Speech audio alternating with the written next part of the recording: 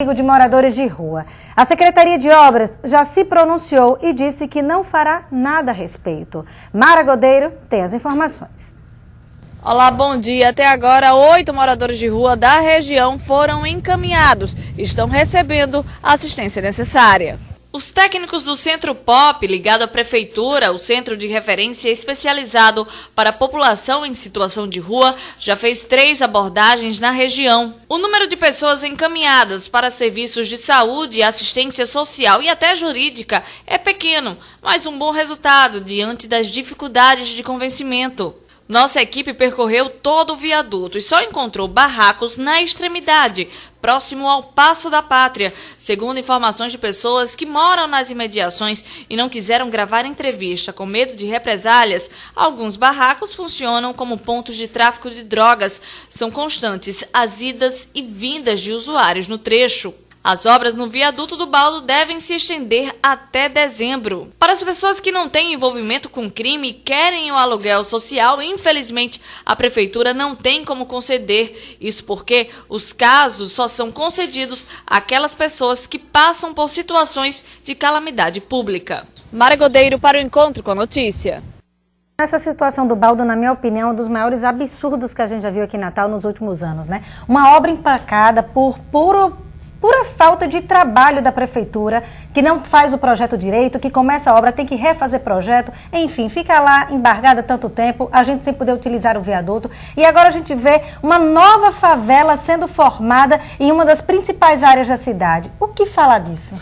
É muito mais grave do que a engenharia civil, né? A engenharia da recuperação do baldo, daquela área, da urbanização, uma obra que está com aquela área sem ser utilizada há mais de 2 anos, 3 anos praticamente, para usar um termo atual, é a reengenharia humana que precisa.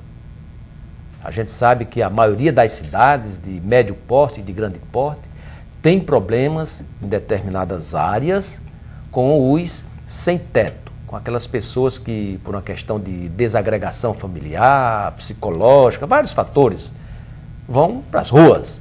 E essas pessoas, às vezes, vão encontrando pontos comuns que vão, aos poucos, sendo referência para elas, durante a noite especialmente, se recolherem. E muitos desses pontos, às vezes, se transformam em pontos de distribuição de drogas, que antigamente diziam boca de fumo, mas que agora, com o crack, com várias drogas mais populares, é quase que uma oferta de variedades. Aí a gente vê as grandes cidades que não tomaram medidas, que Natal ainda tem tempo para tomar, para adotar, estão com áreas com uma gravidade social, digamos assim, que a maior expressão aqui no Brasil é a Cracolândia, em São Paulo. Começou desse jeito. Cracolândias no Rio, em Brasília, nas grandes cidades brasileiras, umas apresentam com a gravidade de São Paulo que não está conseguindo reverter o quadro, recuperar a área. Outras conseguem ainda contornar, como Rio de Janeiro, Brasília. E Natal ainda tem tempo para evitar.